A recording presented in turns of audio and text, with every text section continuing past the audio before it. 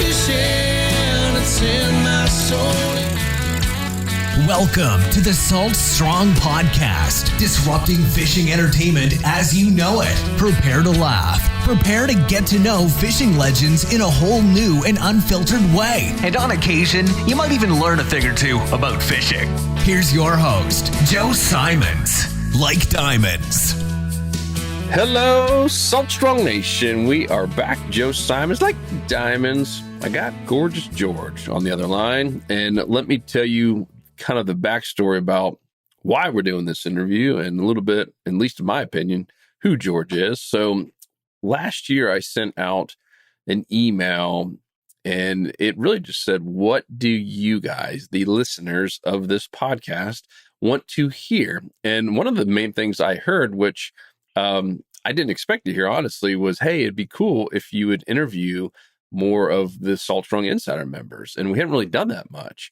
And so I was like, man, I love that idea. And so one of the first people to come to mind is George. And I remember the first time, and I might have met you before this, George, but the one that sticks in my head was, gosh, I don't remember what year it was. It was probably 2016, 2017. And we were there at E.G. Simmons and we had an event for our Insider members. We were camping out and fishing for a weekend and you came up and next thing you know, we got this just funny guy telling us all these stories about getting struck by lightning, all these wild fishing stories. I was like, I like this guy. And, now fast forward, if you're in the insider community, you've probably seen a guy named George Layton make a comment on your post.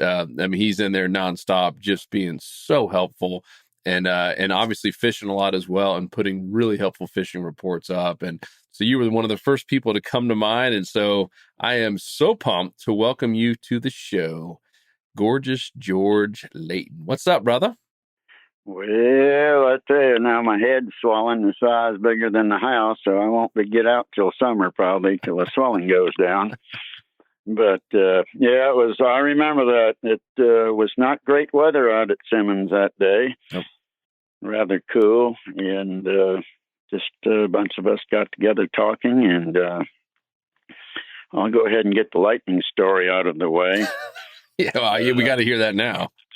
My good buddy and I were out doing a good deed on the farm. We were mending barbed wire fence, and out of the blue came the black sky, and we figured, no, we'll beat this storm back.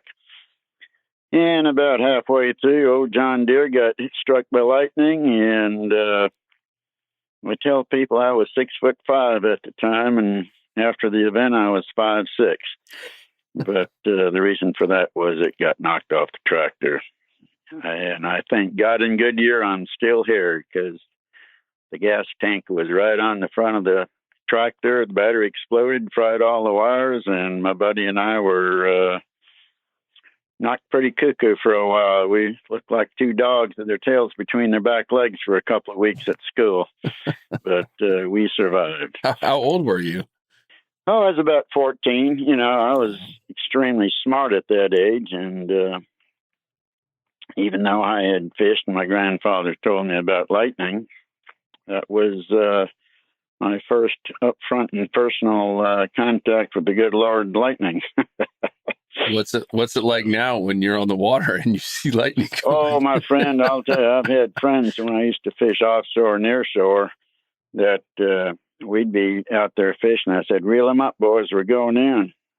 They'd all say, why are we going in? It's a beautiful day, we're catching fish. I said, reel them up, we're going in, we're about to get a storm. They all thought I was nuts, but probably close to 100% accuracy. Here came the storm. I think God just gave me a extra sense about lightning because I just, the old commercial, it's not nice to fool Mother Nature, so I don't. I love it. All right, well, I want to get into the fishing piece of it as well. For the members who know you and have seen you, you're pretty consistent. And, you're out there a lot and fishing skinny water and catching some big old reds, big snook, big trout on lures for the most part. Where did all this start? I don't even know the full story of where you were born and when you got into fishing and all that great stuff. And how did you make it over here to the Tampa Bay area? Well, I came to Tampa Bay area. That was that was a main goal in life. I had gone to school in Memphis, Tennessee, and was in PT school. And I was given an opportunity down here, but out of 7 offices, they put me in Lakeland, and there's not much saltwater fishing over there. But I did end up over here on the West Coast, and I just dearly love it. Saltwater fishing is definitely my passion. At 6 years old, my grandfather took me fishing, and I could go to that little lake and probably go within 50 yards of where I caught my first little 4 or 5 inch perch. I thought I had just opened a new door in life at 6 years old. I love it. And he really mentored me. He died much too early, and but he certainly gave me a love for fishing, and ended up in Arkansas and Memphis, Tennessee. Spent about 12 years in East Texas, and I was really into bass fishing, and I got pretty good at it.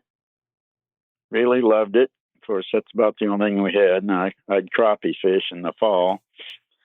And I trout fished in Arkansas on the White River and the Little Red River. And that was many years ago when you could still just reach down with your hand in the water and drink it. Sure, I wouldn't do it today because of all the development. But loved it.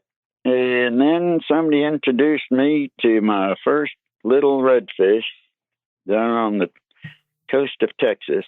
And that was all it took for this boy. I was hooked. I didn't get many chances to fish there, but for the last, I guess 25 years I've been down here and used to fish offshore, near shore. Good friend and I used to fish around the Skyway before it even became the fishing pier. And then while they were working on it, these guys would see us catching these fish. They were begging for us for grouper and snapper.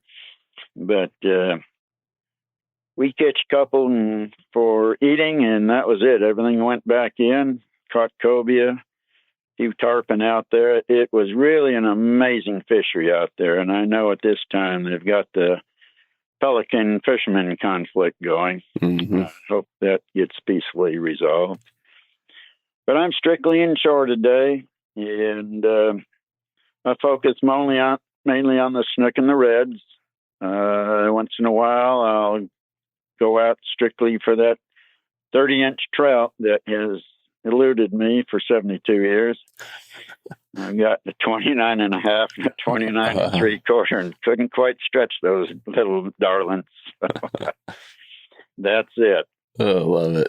Well, I'd love to hear your biggest takeaways and even mistakes over the years as, looking back.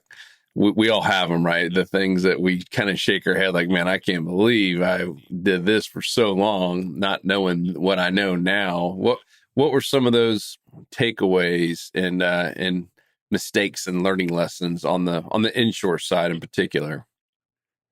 Well, I think when I first started, of course, there was no Salt Strong, and not these shows, but it's mostly for money and show and rah-rah. You really don't get much in-depth fishing information. Talking about like fishing shows, you mean?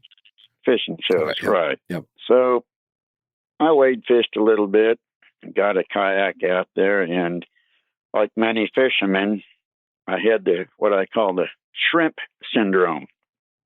You cannot fish without shrimp because everything eats shrimp. And this is true. However, I quickly found out that the number one shrimp-loving fish were catfish, puffers, lizardfish, and I didn't see much future in that. So I started looking around and talked to a couple of people, and one fellow in particular said, "Try this. and it was an old paddle tail. I can't even tell you who made it or anything. So I started throwing that, and then I got a Love's tandem lure, and I started catching trout. Mm. And at the time, went out. We were living down on Anna Marie Island. I told my wife I'm going to go catch a couple of trout for supper. I threw the old tandem lure out there, and I figured in about 5 minutes I'll have supper. And all of a sudden, my cork went down. It came back up and started swimming out towards the intercoastal. And I pulled up a 34-inch snook. That just put me over the wall on that one.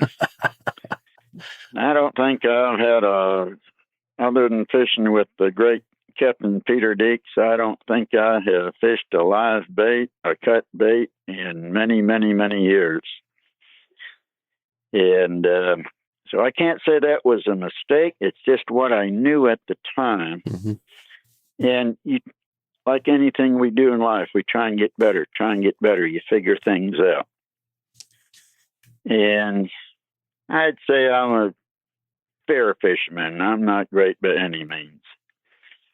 But I want anybody and everybody that listens to this podcast. I've been around a long time.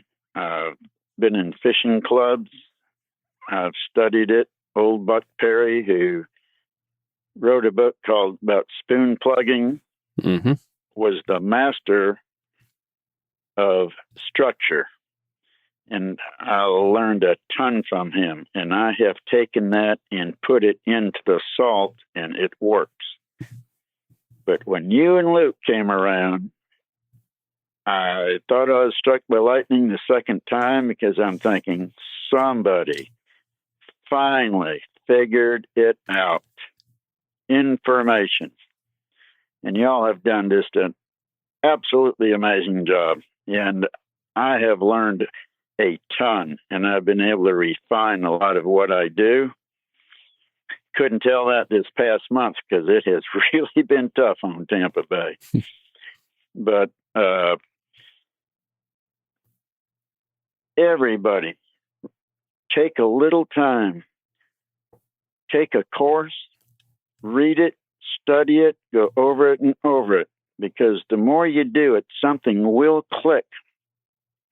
And these weekend game plans are absolutely phenomenal, just loaded with the information.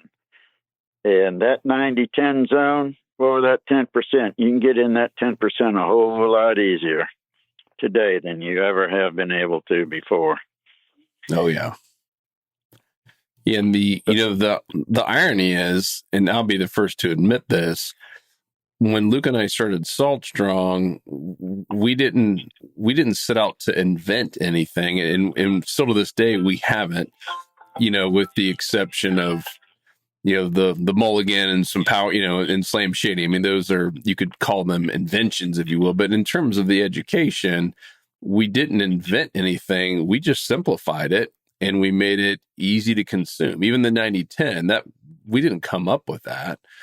Right. I don't know who it came from originally, but I first saw that because I read a lot like you do, and that was Paul Johnson's book where he was talking about that 90-10 zone and the scientific angler, and we just simplified it and said, all right, here's a way to use software like the Smart Fishing Spots, or any satellite map for that matter, but Smart Fishing Spots has a whole lot more layers to it, to be able to eliminate the areas fish aren't going to be, which just, it takes a big body of water and makes it a whole lot less intimidating, when instead of just getting overwhelmed by, I wonder where they're going to be, first eliminate all the areas they're not going to be. And then you mentioned a word that's really important, structure, and then just focus on all the little areas of structure, and then tie in the tides and then the wind direction and all these little small pieces. And all of a sudden you take this big body of water and you're like, holy crap, it's pretty small now. They're all going to be right in one of these two areas.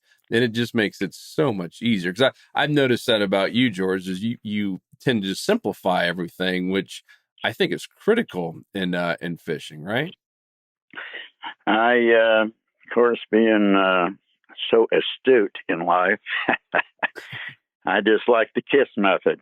Keep it simple, stupid. Mm-hmm. So I do simplify it, and it works for me.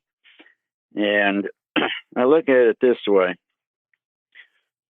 fish are fish. I don't care where you put a fish; he is going to relate to the same things no matter where he's at. What changes is clear water, warm water, cold water, things like that, wind, tides. There's so many things that come into play. But that fish needs food. That fish needs safety. And he wants to be comfortable. Mm-hmm. God, kind of sounds like me. It is simple. But no, this, I'll tell you what I use, and I'm kind of go along with Luke on this. I use 10-pound braid, 20-pound mono leader, and at times, depending how we're fishing, I'll put a dirty deeks on, which is about an 8-inch section of 30 to 40-pound mono onto the existing leader. Mm-hmm. Now, everybody pretty well knows that, except for a few months out of the year, I'm kind of like a bat. I'm nocturnal. I fish in the dark, and I don't get much of a suntan. So then when we do that, we're really fishing very close to, or actually skipping baits back under into the mangrove roots. How do you do that at nighttime? It takes practice, and believe me, you still be picking things out of the trees at times, because depth perception is markedly changed in the dark. It is tougher. And we cannot see colors in the dark. We see different shades of basically gray, black, unless you've got some ambient light around somewhere, then you can kind of pick it out. But it definitely takes practice. So we use 20-pound braid, I do, and then I'll put on usually 30 to 50-pound leader, because we're going for snook then. I mean, we are going specifically for big snook. And although I'd like to catch a lot more big snook, we do catch our share of nice ones. And I basically keep it to this until very recently. Use a Slam Shady 4-inch diesel minnow. That's my number one. Mm-hmm. On what a jig head, or like an owner twist lock? I'll put a 3/16 out trout eye on there. Okay. Unless, of course, when we're fishing in the trees, the new Haas Helix is a winner. Mm-hmm. It skips great. Man, I've been waiting. That wide gap hook is a winner for sure. Yep. And then my favorite jerk shad is an Alabama leprechaun. Works great on those shallow water redfish. And when they're tailing, I've had more success with that than anything I've used all these years in combination. It is just a redfish slayer. Now, lately, the mulligan came out, and being a golfer from years ago, I understand the pattern on the golf balls and the dimples. That thing even casts great into the wind. And that tail action is amazing. I cannot wait to use that at night this spring and summer. And I know you love I know you and Eric both love that 4-inch. I was curious. I haven't talked to you since we came out with that. If you guys were big fans of it yet. So, well, I am. Eric is pretty well ingrained into that 4-inch Slam Shady, man. I'll tell you, that boy's a grinder. And the Power Prawn USA, I've used it some. I've caught a few fish on it. It's going to take a little while to force myself to use it, but I totally understand how it works. And I really watched Luke. I fished with him a couple of weeks ago, and saw his retrieve, which I'll tell you, that man can fish. Mm-hmm. Anybody ever gets an opportunity to fish with Luke, you will learn a ton. And basically, I use that TFO 7.6 medium fast with a 2500 Fuego. And for the snook in the trees and the big reds in the flats, I use a red bone 7-foot 6-inch medium heavy with a 4000 Fuego. And I'm anxiously waiting for my slot machine rod. I'm going to put a BGMQ 2500 on it. What a good setup. And I think I will definitely be set. I got to use that one of the prototype slot machines with Luke last year before last. I mean, that thing was in R&D for quite a while. Yeah. And I knew y'all had a winner there. I tell you, that is a rocket launcher. And Luke wore out some redfish and snook that day. It was really windy, but I had him up on the bow, and he was cooking up there.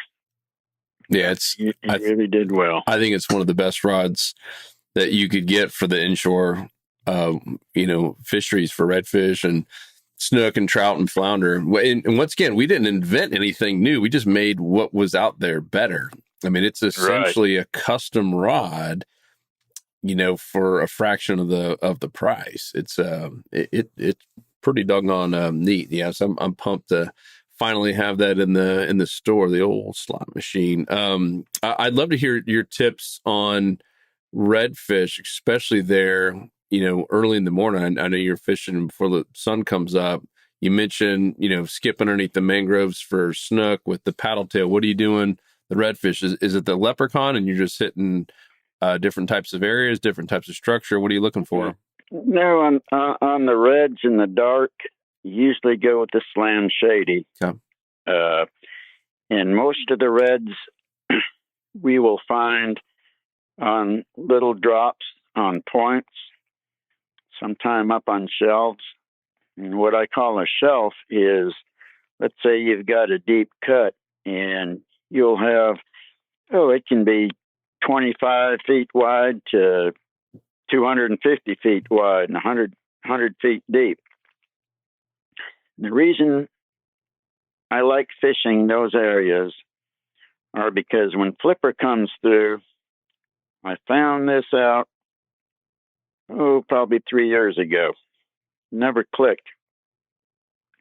When a dolphin comes through an area, redfish particularly, will go to the shallowest water possible, the closest shallow water. And we have literally worn redfish out after flipper comes through in the shallowest of water. And they'll go into the trees, but it only takes them a few minutes to come back out. And I always thought, well, those fish would be spooked for, an hour. I think they're so conditioned to those dolphin coming through, they somehow they sense they're gone and they come out. And we have caught some beautiful, beautiful redfish on these shallow areas at night. But even when flipper doesn't come through, we'll find them on those drop-offs. We'll find them on the edge of points. We don't find many redfish up real shallow, like snook, because snook to me are much more of an ambush predator than a redfish is. And it takes time to figure out, okay, is this area going to be good at this particular time? Because you mentioned earlier, wind, tides. Mm-hmm. And even on weak tides, if you can find a spot that's got some what I call artificial current, which is water that's moving from the wind, go to those choke points where you've got two little islands or keys together and that water has to funnel through there. It's one of the best spots we have ever fished, if you can find points like that. That's huge. So that's my take on the reds. Late summer into the fall, the schools of redfish. I've had so many people ask me. They'll DM me or email me or whatever, and people I meet out, out and about. They say, "How in the world do you know there's a redfish school out there at night?" And it takes practice, because even in the daytime you can see mullet and you think they're reds. You might see reds and say, "Oh, that's just a big school of mullet." Yeah. It takes time, and it really takes time to focus on that water. A redfish will push a much higher wake as a rule, and if it's even a 30, 40 fish, that school will be wider than mullet. And mullet will shoot a double V wake, whereas a redfish just has one wake, but it's higher. Mm-hmm. And that is what we look for at night. And I've also found that redfish, late evening and into the dark, have a tendency, at least in Tampa Bay, they'll come to a spot, they'll feed a little bit, and they'll go back. And the most I've ever seen the redfish go at that time of year is maybe 3/4 of a mile. Usually it's a half mile or less. And they just keep coming back and forth, probably within 100 yards for up to 4 hours. They'll just, and the tide doesn't make any difference to them. They're just, I guess they're in that mode at that time of year. They're feeding up, and boy, good news for the fishermen. Yeah, that's a fun time for sure. I think it was, I want to say it was around my dad's birthday. We took him out there in Tampa Bay, and we saw that same thing. We literally just kind of just slowly with the trolling motor cruised up and down, found them, then they'd kind of, we catch one or two and they go under and move, and then we find them again, to your point, up on the same little area. And I mean, we at one point we were tripled up, and that was so cool. It's amazing. Those big ones are just, especially at night, because sound, sight, your feelings, everything is so magnified. It's just so much greater than in daytime, and just really truly love it. And being a bat at night is fun for me. I'm going to do it as long as I can. That's good stuff. I want to kind of move over to the Salt Strong side of things, because we got some pretty exciting news coming this year, and that's the Salt Strong chapters. It's been requested forever. We've always loved the meetups when we get to do them, but we haven't really had a scalable way to do it. And the more we talked about it and chatted with some of our members, like, man, I'd like to run a chapter here in my area where we meet once a month and do little local tournaments. We do local givebacks, right? Getting kids involved, and do something on a weekend, let's just say every quarter, even just once a year, just getting kids and families involved and doing trash pickup and really being focused on water conservation, and then ultimately, growing the sport for the good. And so George is one of the awesome, amazing people who raised his hand right off the bat and said, "Hey, I want to, run a chapter here in Tampa." So really, really stoked to have that. And just if you're in that area at all, we're going to be announcing some things here pretty soon.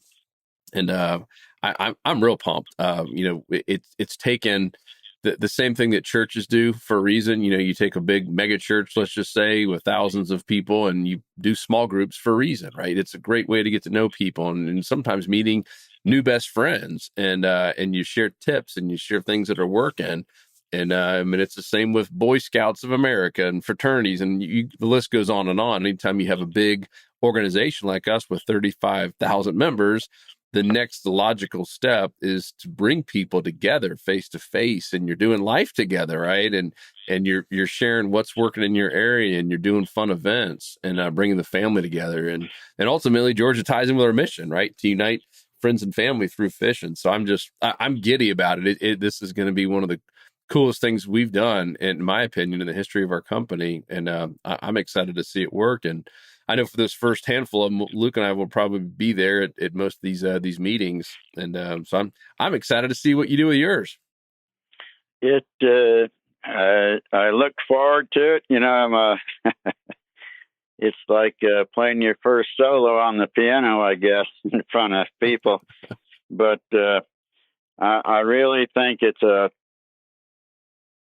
not only a great way to get kids and family involved, I think it is so sorely needed today, because, I see kids, I still think pretty young, although I was born 3 days before they invented dirt. I just think that kids need more than pounding their thumbs onto an Xbox or their cell phones. Mm-hmm. Get them outside, get them involved, and give families a chance to be families. And I really think it's a great opportunity for a lot of parents to have a little bit of a wake-up call, like, wow, forgot about being outside and actually spending time with the kids. And that's one of the things I see in reports. I just smile. It just thrills me to see these parents taking their kids out. There are several of them out there. I won't mention them. And there's one local here that I met a few years ago out on the water, and the kid was just a little tyke. He just turned 9, and I'll tell you, this boy is stoked. This boy can fish. He is he's something else. It just makes my day whenever I see kids fishing with their folks. I just think it's one of the greatest things on earth that you can do.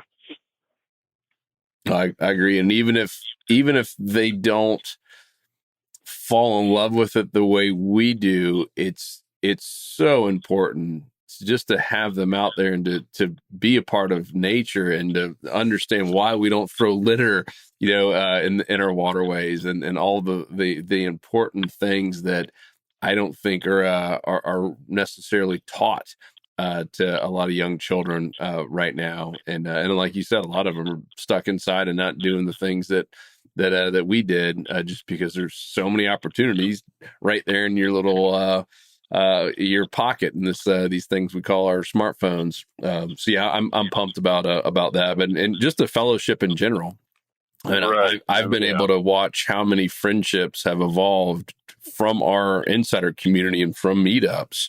I mean, Pete, look at you and Eric, right? I mean, that's a good example. The Frenchmen. Yeah. I mean, you guys are out there fishing, every month together, and that was all from meeting at one of our events. And Joe Schaefer and Brian over there in Placida, they didn't know each other before Salt Strong, and now have a really close friendship. And Jimmy and Bill. I mean, there's the list goes on and on of people that have met at these events, and now we're doing life together. I think that's really, really special. It's been great. Eric and I, we don't talk a lot. We kid a little bit and stuff, and we're really focused. We're not people who are so diehard that that's all that matters in life. If we miss a fish, yeah, it hurts, big deal. Go on to the next one. But it's that hunt, that is just thrills us, trying to figure out where is that 10%, and you want to get into that 10% of the 10%. But through the meetups, and I try to reply to every single post on the Insiders. I don't think I've missed many, if any. We were on our COVID cruise. But anyways, I've met people from all over the world, whether it's been on the site. I fished with Eric. I fished with a fellow from Scotland. Canada, different states. Max Krebs, who was from Germany, it took him out a couple times, and we just hit it off immediately. And I've been invited there to fish. I've been invited to Australia. I mean, it's Salt Strong is just, there's nothing like it. It is the most unique fishing club, to put it simple, because that is what we are. We're a fishing club. I always call it the family. I just think it's something that can, and I hope that just lasts for years and years and years, and it gets passed down. Yep. It is that important, and it's helped so many people. I know you've seen it. People who have just started, and they'll study a little bit. Next thing you know, they're posting, "Gee, I caught a 30-inch snook. Oh, I got into the trout." That's what that just thrills me when I see somebody that has not had any experience or very little. They find Salt Strong, and it's like, boy, the light comes on, the stars shine, the sun is out. Yep. I'm catching fish. But I'm excited about the chapters. I'm thrilled about that, because I think the general population, even if they don't fish, they are going to find out that there's a group of people out there that are more than just fishermen. They're people who care about other people. They care about the environment. They want to just get people to understand that we need to take care of our environment. Yep. And I think the last line in Salt Strong's mission, it may be the last line, but I think it leads everything. And that's putting God and Jesus Christ in everything that's done. Mm-hmm. I think that is so very, very important. I am not a pulpit pounder, but I truly believe that my Lord makes all good things possible.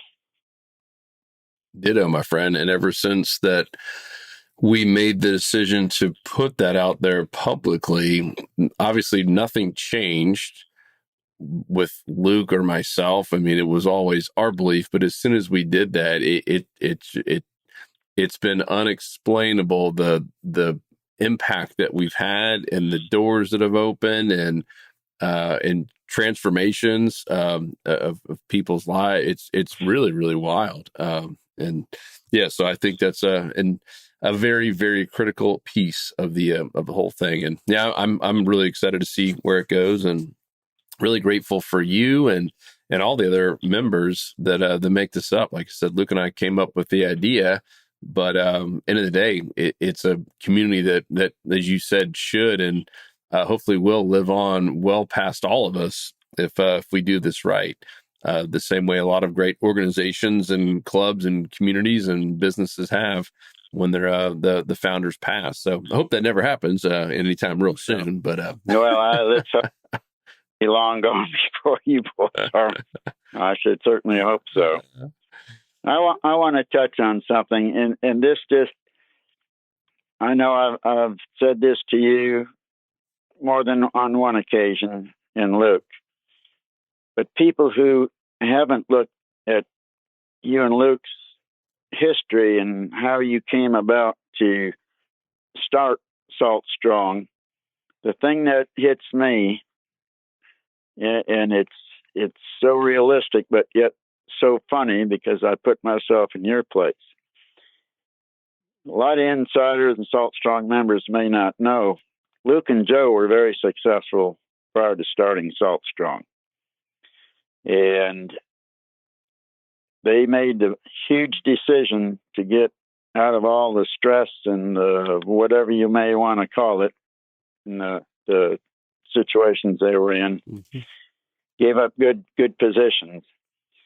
And this is what I found so amusing, so interesting. I put myself in Joe's place, and see myself coming home and telling my wife, say, honey, I quit my job today. So did my brother. Well, what are you going to do? Oh, we've got it all planned out. We're going to start a fishing club. Well, other than picking my bags up outside at the front door and getting a call from my wife's attorney the next day, I'll tell you, it shows what a good person you are. And because there's a lot of wives out there, my friends. I was about to say it. Never gone with that. It shows how special my wife is. Not you are blessed. You're not kidding. You're not kidding. And again, I'll say this in front of all the Salt Strong members and insiders. Joe is a very special guy. He is such a family man, and he definitely puts his family first. It just thrills me to see the time and effort that you give to make sure your kids grow up so well versed and happy, and you and your wife are parents who allow your kids to go in a direction that they're interested in. Your daughter and her amphibian friends just amazes me. That I'll tell you, you just got a wonderful family, Joe, and I hope your blessings continue. I really do. Oh, thank you, my friend. We're like I said, we're blessed all around, and just so thrilled about the future of Salt Strong and where it's going, and for people like you. And I'm pumped to have more interviews like this with great members who make this just such a fun and unique club, and now really a community. I mean, the community is obviously online, and now we're taking it to the streets, if you will. So I'm like I said, I'm just so thrilled about that. And stay tuned. If you're a member, make sure you're in the community. That's community.saltstrong.com. That's the private community. It's not Facebook. It's not social media. It is a private community for members only. And as you know, George, there's no cursing, there's no negativity, no belittling, none of the stuff that you have to deal with on social media. And to me, it's just a fresh air when you're in there, because you're not having all the political discussions and everyone just mad at each other and no one agreeing on anything. And people are just talking about fishing. And I absolutely love it. I tell people, everybody I came into contact with about Salt Strong, one of the very first things I tell them, I said, what makes Salt Strong so unique? I said, number one, it's purely fishing education. People getting along. There is no cursing. There is no political or religious bickering. It is not allowed. Yep. And I can say to this day, all the time I've been a Salt Strong member, I've not seen any garbage on the site whatsoever. And I really commend y'all for taking that stance. And I've run into people, explain to what Salt Strong is. And I had one fella who happened to be from New York. I caught a redfish right in front of him. He hadn't caught a fish for a few days. I told him, he said, well, you don't tell people where you caught it or how you did it. I said, well, that was a Alabama leprechaun on a 1/8 ounce hook. I just caught it in front of you. I said, we all share our experiences, where, how we catch the fish, and what we use. He looked at me, shook his head. He said, I think you're crazy. He paddled on down the water. Little does he know. Yep. You were being truthful. Too funny.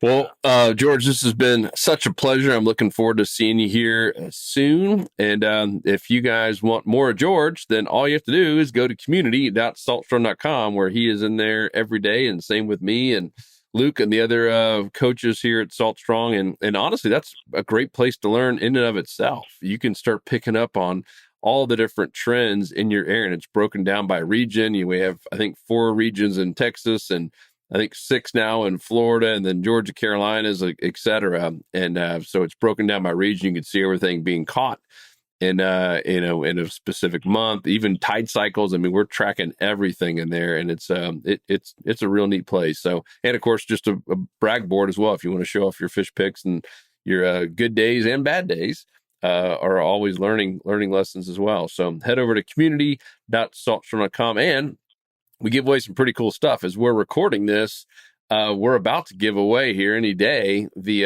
paddleboard, the L2 Fisherman. It's a $2,500 board that we're giving away just for being active in the community. So we have a big giveaway that we do completely for free for our members. So just one more reason to get in, and I hope you win it, George, because that's a pretty cool board.